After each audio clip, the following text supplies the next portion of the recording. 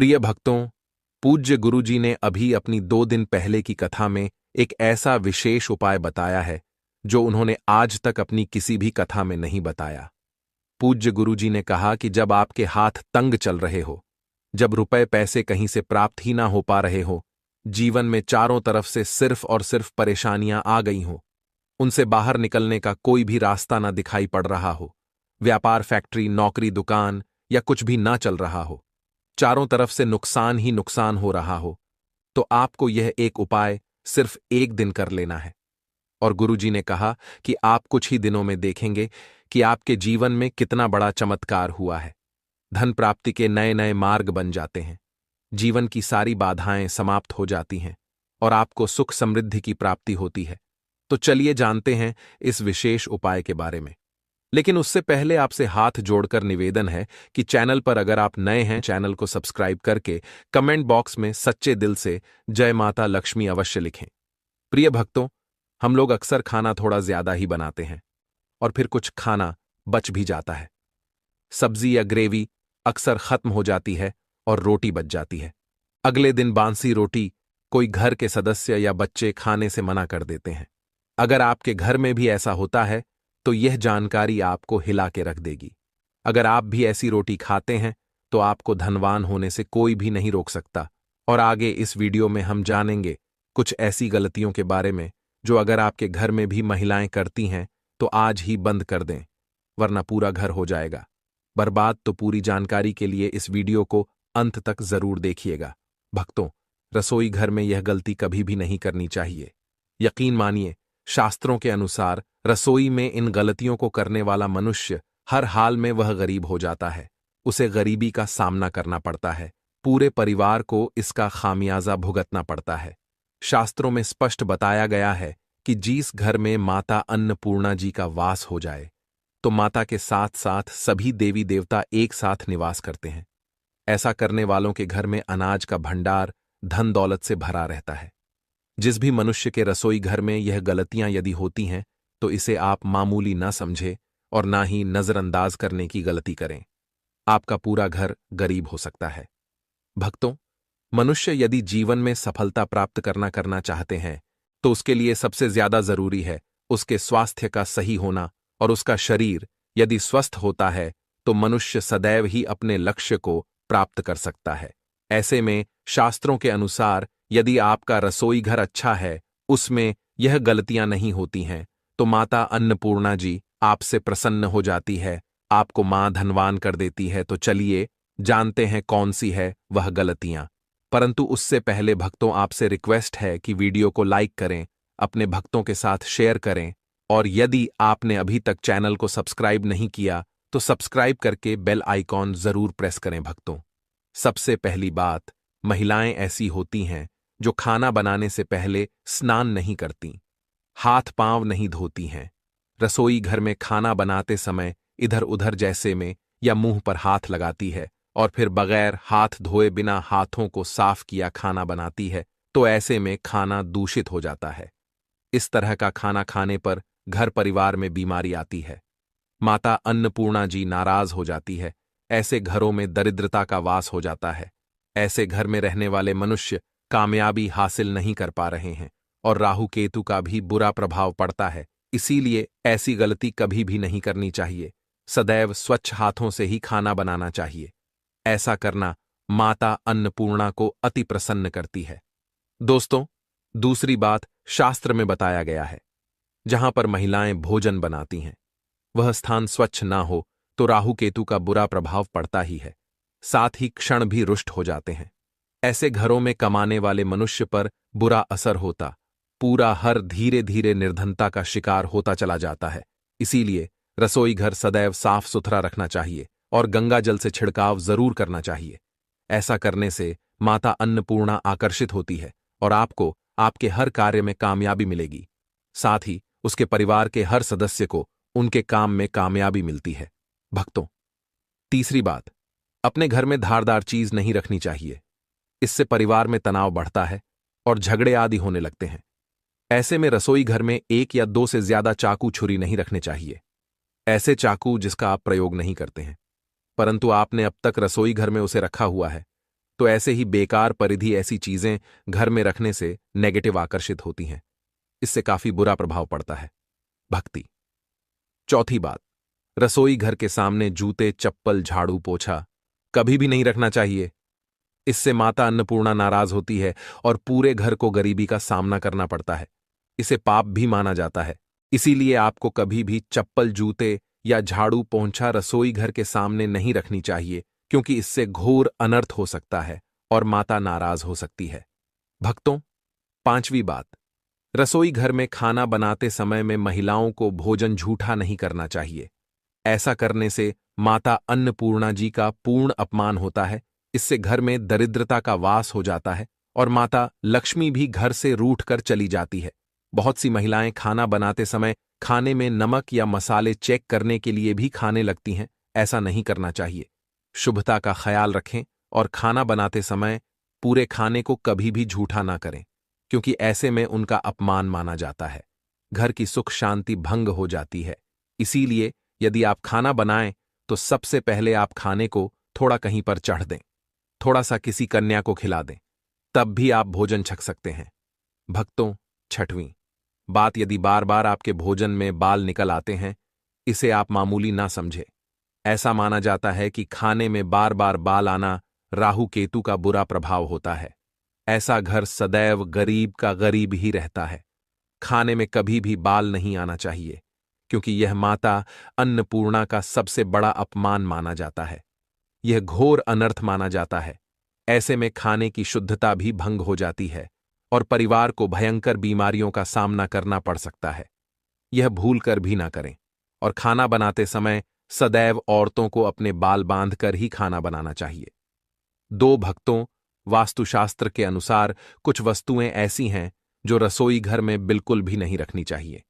इन्हें रखने से परेशानियों में वृद्धि भी होने लगती है। भक्तों, सातवीं बात, शीशा घर को सुंदर रखने के लिए कुछ लोग किचन में शीशा लगा देते हैं, परंतु वास्तुशास्त्र की माने तो रसोई घर में शीशे का प्रयोग नहीं करना चाहिए। ऐसा इसलिए क्योंकि किचन में चूल्हा अग्निदेव का सूचक माना जाता है। यदि शीशे में अग्नि का प्रतिबिंब दिख जाता है तो घर में अशुभ माना जाता है। इसके कारण घर में कलह क्लेश बढ़ने लगते हैं। इसी के साथ साथ घर की आर्थिक स्थिति भी बिगड़ने लगती है। तो यह गलती आप ना करें। नंबर 2, गूंथा हुआ आटा। कई बार महिलाएं किचन में रोटी बनाने को गूंथा हुआ आटा या बचा हुआ आटा फ्रिज में छोड़ देती हैं और सुबह फिर से उसी का प्रयोग रोटी बनाने के लिए करती है। वास्तुशास्त्र के अनुसार यह सही नहीं होता। रसोई घर में गूंथा हुआ आटा रखने से शनि और राहु का नेगेटिव प्रभाव पड़ने लगता है। इसी कारण से जीवन में अनेक प्रकार की समस्याएं होने लगती हैं। भक्तों, आठवीं बात, टूटे। कई प्रकार के बर्तन प्रयोग होते हैं। टूटे हुए बर्तन ना रखें।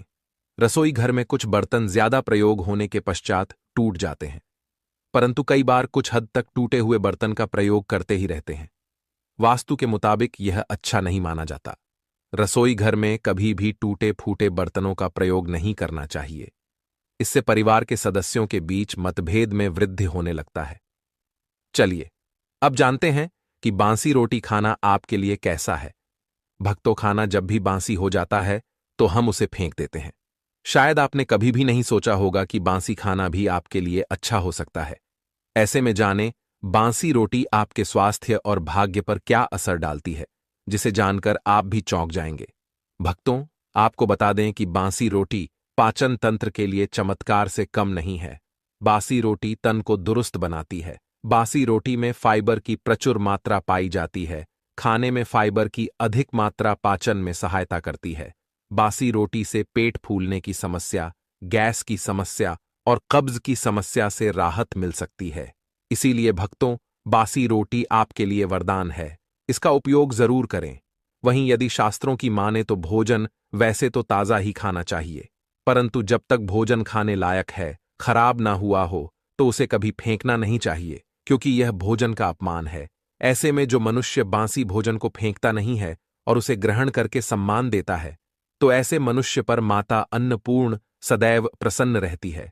परंतु इसमें एक बात का ध्यान देना बहुत ही आवश्यक है। बासी रोटी को जब भी आप खाएं या छोटे बच्चों को दें, तो पहले आप उसे अच्छे से चेक जरूर कर लें। यदि बांसी रोटी में से रेशियो निकल रही है तो आपके बच्चे की जान जा सकती है या आप बीमार भी पड़ सकते हैं। बांसी रोटी भले ही किसी चमत्कार से कम ना हो, परंतु लंबे समय तक बांसी रोटी घर में रखना जहर के समान मानी जाती है, इसीलिए रेशियो वाली रोटी कभी भी ना खाएं। अब भक्तों, आपको पूज्य गुरुजी द्वारा बताया गया उपाय बताने जा रहे हैं। प्रभावशाली चमत्कारिक उपाय है जो कि आपकी किस्मत को चमका देंगे, आपको लाभ शुरू करते हैं। भक्तों, सनातन परंपरा में गाय माता गंगा और गायत्री का बहुत ज्यादा धार्मिक महत्व है। मान्यता है कि गौ माता के शरीर पर 33 कोटि देवी देवताओं का वास होता है। गौ माता की पूजा करने वाले जातक पर इन सभी देव देवताओं की कृपा बरसती है। गौ सेवा से न सिर्फ इस जन्म के बल्कि पूर्व के भी दोष दूर हो जाते हैं। हर एक सुबह जब आपके घर में भोजन बनाना प्रारंभ हो तो सबसे पहले बनाई गई रोटी को आप गौ माता के नाम से निकाल दें और भोजन करने से पूर्व गौ माता को इस रोटी को खिलाए। यदि संभव हो तो काली गाय माता को खिला। यह यदि काली गाय माता ना मिले तो सफेद गाय माता को भी आप खिला सकते हैं। आपको बता दें कि गाय माता को आप भी रोटी बनाएं, प्रतिदिन ताजी रोटी ही बनाएं। गाय माता को अगर आपने रोटी बनाई है तो कोशिश करें कि उस रोटी को आप तुरंत ही गाय माता को दे दें। अगर आप उस रोटी को रख देंगे और उस रोटी को अगले दिन देंगे तो वह रोटी बासी मानी जाएगी। गाय माता को कभी भी बासी रोटी ना दें, इससे घर में नेगेटिव एनर्जी वॉश करती है और जो भी काम आपके बनने वाले होंगे वह काम भी आपके बिल्कुल भी नहीं बनेंगे। इससे आपके घर में हमेशा हमदर्द देवता का वास रहेगा और आप जीज भी काम, उस काम में आपको हमेशा असफलता ही हाथ लगेंगी। इसलिए कोशिश करें गाय माता को रोजाना ताजी रोटी बनाकर खिलाए और रोटी को बिल्कुल ना रखें। उसी रोटी गाय माता को ना दें और साथ ही साथ सड़ी गली चीजें गाय माता को नहीं खिलानी चाहिए।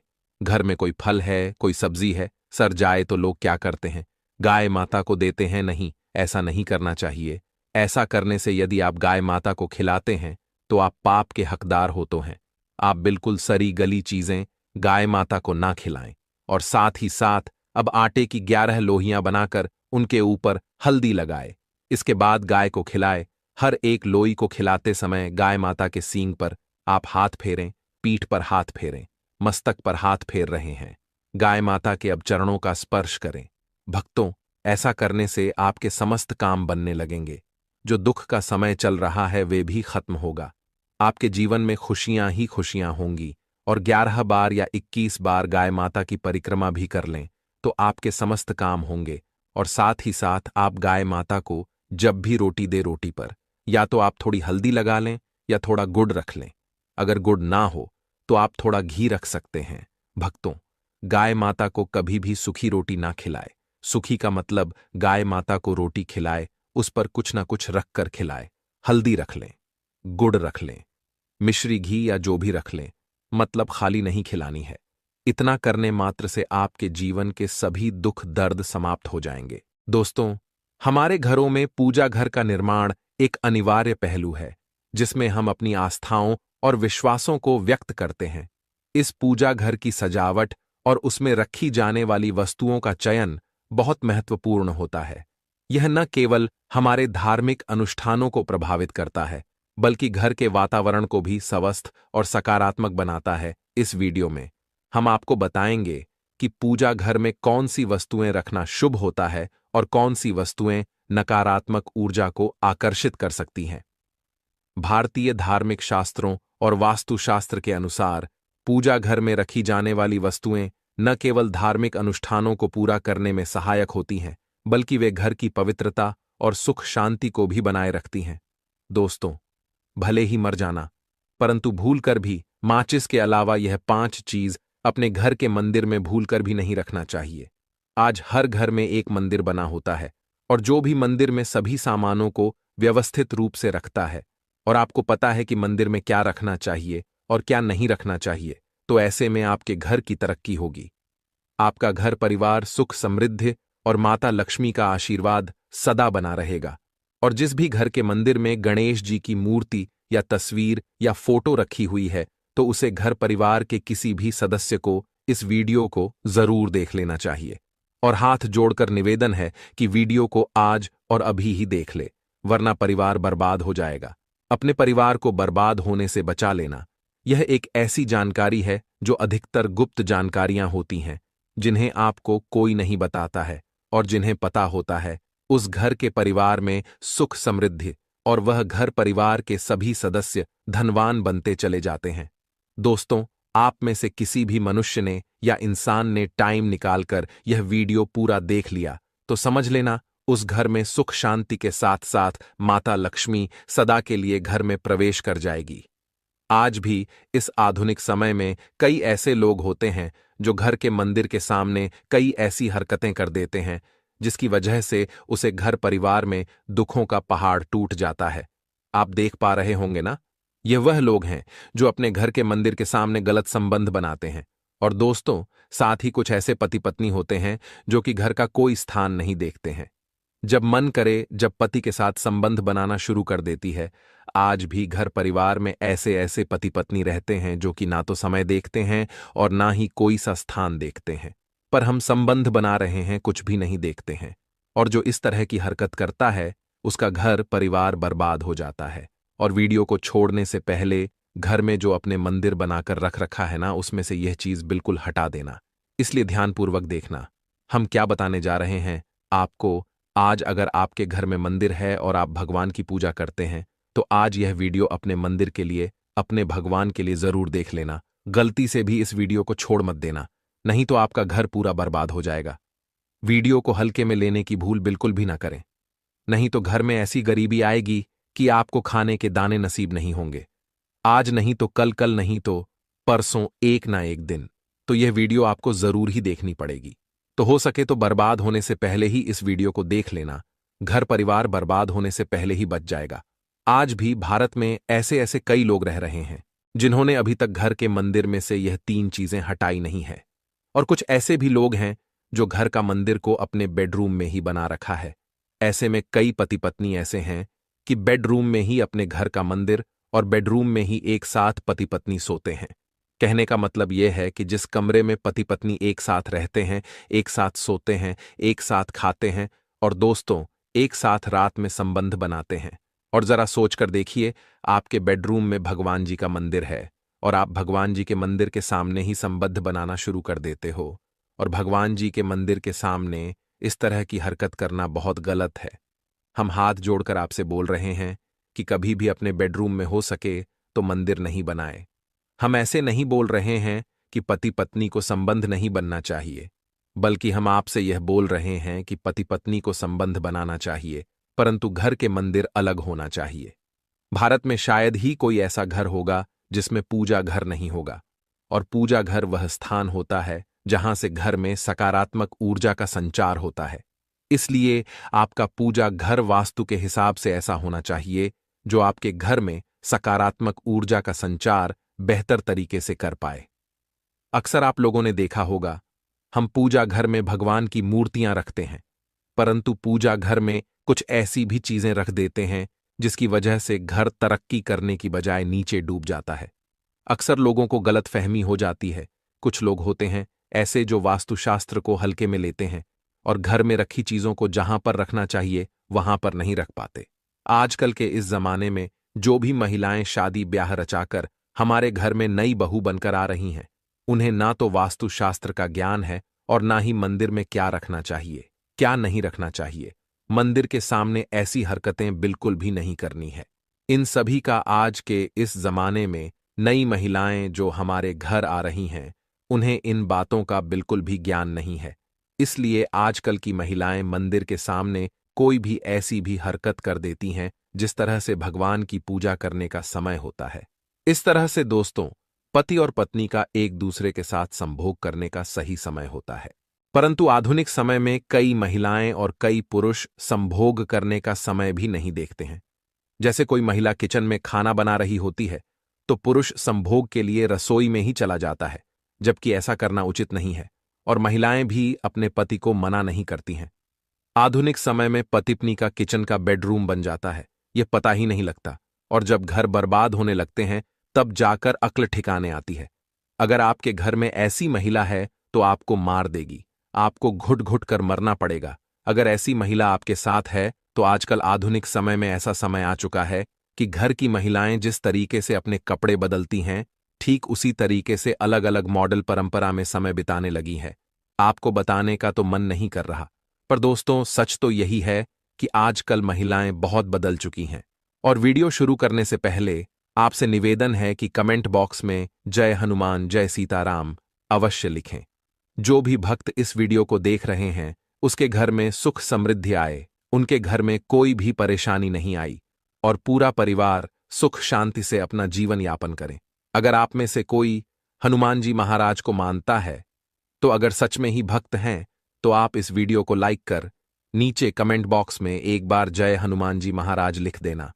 जो भी भक्त कमेंट बॉक्स में जय हनुमान जी महाराज लिखता है तो उसके मन में जो भी मनोकामना है वह पूरी कर देना। दोस्तों, पूजा घर में यह चीजों का रखना होता है, अशुभ धन का हो जाता है, नास माता लक्ष्मी ऐसे घर का कर देती है, त्याग इसी के साथ। इस वीडियो में हम जानेंगे उन विशेष चीजों के बारे में जिनका पूजा घर में होना है बेहद आवश्यक है। अगर घर में सुख समृद्धि व धन की कामना करते हैं तो यह 3 चीजें पूजा घर में होनी जरूरी है। स्वयं भगवान श्री कृष्ण ने बताया है, प्रत्येक मनुष्य अपने घर में एक छोटा सा पूजा घर अथवा मंदिर अवश्य बनाता है, जिसके अंदर वह अपने सभी प्रिय देवी देवता तथा उनसे जुड़ी महत्वपूर्ण चीजें श्रद्धा भाव के साथ रखता है। वह अपने मंदिरों में देवी देवताओं की तस्वीरें, पूजा पाठ का सामान इत्यादि चीजों को भी रख देते हैं। परंतु हमारे शास्त्रों में मंदिर के अंदर कुछ चीजें रखना जितना फलदायक होता है, उतना ही कुछ चीजों का रखना अमंगल और अशुभ होता है। यह कुछ वस्तुएं ऐसी हैं जिनसे घर में नकारात्मकता बनी रहती है और लड़ाई झगड़े क्लेश और नुकसान ही नुकसान होता है। आज हम जानेंगे ऐसी ही अशुभ चीजों के बारे में जिन्हें कई लोग जाने अनजाने में घर के मंदिर में रख देते हैं। अगर आपके भी मंदिर में ऐसी चीजें रखी हुई हैं तो उन्हें तुरंत वहां से हटाकर किसी दूसरे स्थान पर रख दें, लेकिन पूजा घर में भूल से भी ना रखें। लोग ऐसा इसीलिए करते हैं क्योंकि उन्हें लगता है कि यह चीजें धार्मिक हैं और इनकी भी पूजा की जानी चाहिए। दोस्तों, भगवान श्री कृष्ण कहते हैं कि कलयुग में मनुष्य कुछ अशुद्ध चीजों को धार्मिक मानकर उनकी पूजा करेगा, जिसे शास्त्रों में वर्जित माना गया है। भगवान श्री कृष्ण ने इसकी भविष्यवाणी पहले ही की हुई थी कि कलयुग में मनुष्य अधारवा दोस्तों, सबसे पहले बात दीपक और धूपदान की दोस्तों, भारत की परंपरा मिट्टी से जुड़ी हुई है। इसीलिए मंदिर में पारंपरिक मिट्टी का दीपक अवश्य होना चाहिए। अगर आप मिट्टी का दीपक नहीं रख सकते हैं तो धातु के दीपक का उपयोग करें। अगर भगवान में आपकी आस्था ज्यादा हो तो आप उपला रखकर गुड़ और घी का धूप भी दे सकते हैं। ऐसा करने से घर में सुख शांति बनी रहती है। दूसरी चीज है स्वास्तिक। घर के मंदिर में स्वास्तिक अवश्य होना चाहिए। या तो आप इसे रोली से बना लें, क्योंकि स्वास्तिक आपके घर की शक्ति, सौभाग्य, समृद्धि और शुभता का प्रतीक माना जाता है। यही मुख्य कारण है कि कोई भी शुभ कार्य करने से पहले स्वास्तिक का चिन्ह अवश्य बनाया जाता है। तीसरी चीज है कलश। भगवान श्री कृष्ण कहते हैं, कलश सुख और समृद्धि का प्रतीक है। अपने मंदिर में रोली कुमकुम से स्वास्तिक बनाकर उस पर मंगल कलश अवश्य रखें। ऐसा करने से घर में सदैव समृद्धि बनी रहती है और ऐश्वर्य की प्राप्ति होती है। चौथी चीज है शंख। बहुत ही कम लोग जानते हैं कि शंख की उत्पत्ति समुद्र मंथन के 14 रत्नों के साथ हुई थी। इसी कारण से शंख माता लक्ष्मी को अत्यंत प्रिय है। शंख की ध्वनि से सकारात्मक ऊर्जा का भी संचार होता है। इसीलिए मंदिर में शंख अवश्य होना चाहिए। शंख के घर में उपस्थिति से माता लक्ष्मी भी प्रसन्न होती है और उस घर में कभी भी धन की कमी महसूस नहीं होती। पांचवी चीज है घंटी। मंदिर में आपने घंटी अवश्य देखी होगी, क्योंकि घंटी को शुभ माना जाता है। इसीलिए जब घर के मंदिर में घंटी की आवाज होती है, वहां का वातावरण शुद्ध और पवित्र बनता है। जिस घर में पूजा के दौरान घंटी बजाई जाती है, उस घर के आसपास की सभी नकारात्मक शक्तियां दूर हो जाती हैं और साथ ही सुख समृद्धि के द्वार खुलने लगते हैं। तो यह है वह वस्तु जिन्हें घर के मंदिर में जरूर रखना चाहिए। आइए अब जान लेते हैं कि घर के मंदिर में कौन सी चीजें कभी भी नहीं रखनी चाहिए। नंबर 1, गणेश जी की विषम संख्या में मूर्ति। घर में कभी भी गणेश जी की मूर्ति 3 अथवा 5 ऐसी विषम संख्या में ना रखें। अपने मंदिर में गणेश जी की केवल 2 मूर्तियां रखें। इसे शुभ माना जाता है। अगर आप अपने मंगल की कामना करते हैं तो गणेश जी की मूर्ति मुख्य द्वार पर अंदर की तरफ मुंह करके लगा लें। कई लोग यह गलती करते हैं कि मुख्य द्वार पर गणेश जी की मूर्ति बाहर की ओर मुंह करके लगा देते हैं, जिससे उन्हें काफी नुकसान का सामना करना पड़ता है। अगर आप चाहें तो मुख्य द्वार के दोनों ओर लगा दें या फिर मुख्य द्वार के अंदर की ओर लगाइए, लेकिन खाली बाहर की ओर कभी भी नहीं लगाना चाहिए। नंबर 2, टूटे हुए चावल। अपने मंदिर में कभी भी टूटे हुए चावल ना रखें। इसके साथ पुराने चढ़ाए हुए चावल अधिक समय तक ना रखें। यह नकारात्मक ऊर्जा फैलाते हैं। यह बात भी ध्यान रहे कि आप मंदिर में रखने वाले चावलों का इस्तेमाल हल्दी में भिगोकर ही करें। इससे अधिक शुभ परिणाम मिलेंगे। नंबर 3, पूर्वजों की तस्वीर। अगर आपके घर के मंदिर में अपने पूर्वजों की तस्वीर रखी हुई है तो उसे तुरंत वहां से हटा दें, क्योंकि वास्तुशास्त्र में पूजा घर में मृत परिजनों की तस्वीरें रखना अशुभ माना जाता है। इससे अशुभ परिणाम प्राप्त होते हैं। मृतक परिजन पूजनीय और सम्माननीय हैं, किंतु उनका स्थान देवताओं के बराबर नहीं है। मृत परिजनों की तस्वीर घर के पूजा घर में रखने से पूजा घर का वातावरण भी नकारात्मक बन जाता है, जिसका अशुभ परिणाम हमें भुगतना पड़ता है। कई लोग साधु संतों की मूर्तियां अथवा साधु संतों की तस्वीरें भी पूजा घर में रख देते हैं, लेकिन ऐसा करना अशुभ माना जाता है। अगर आप किसी साधु संत को मानते हैं तो उनकी तस्वीर दीवार पर लगा सकते हैं, लेकिन पूजा घर में भूल से भी ना रखें। भैरव जी और शनिदेव की मूर्ति ना तो घर के मंदिर में। भैरव जी, शनिदेव अथवा काली माता की मूर्तियां भी नहीं रखनी चाहिए। इसी के साथ ही माता लक्ष्मी की खड़ी हुई मूर्ति की भी पूजा में नहीं करना चाहिए। माता लक्ष्मी सदैव ही बैठी हुई मुद्रा में होनी चाहिए। इस प्रकार से हमें पूजा घर में इन मूर्तियों को नहीं रखना चाहिए। आइए अब जानते हैं उन शेष वस्तुओं के बारे में जो आपकी पूजा घर में जरूर होनी चाहिए। इन चीजों के पूजा घर में होने से घर में होती है धन की वर्षा माता लक्ष्मी करती है, ऐसे घर में स्थायी रूप से वास करती है। नंबर 1 है गंगा जल। हमारे शास्त्रों में गंगा जल को अत्यंत पवित्र माना गया है, इसीलिए पूजा घर में गंगा जल का होना अत्यंत आवश्यक है। गंगा नदी सभी पापों को नष्ट करने वाली तथा सभी व्याधियों का नाश करने वाली है।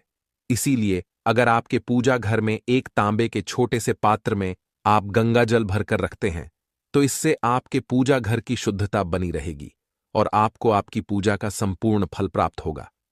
दूसरी चीज है नंबर 2, शास्त्रों में कलश को पूर्णता का प्रतीक माना गया है। चाहे वह सत्यनारायण की पूजा हो, दीपावली हो, नवरात्रि का पर्व हो या फिर किसी भी प्रकार का उत्सव हो तथा मांगलिक कार्य हो, कलश की स्थापना किए बिना सब कुछ अधूरा माना गया है। पूजा में कलश का उपयोग देवताओं का आवाहन करने के लिए किया जाता है। ईश्वर के सामने तांबे के कलश में पानी भरकर रखना इतना शुभ होता है कि अगर हम अपनी रोज की पूजा करते समय भगवान के सामने तांबे के कलश में पानी भरकर रखें तो उसका चमत्कारी प्रभाव हमें अवश्य देखने को मिलता है। इसीलिए मुख्य रूप से तांबे के कलश का उपयोग करें।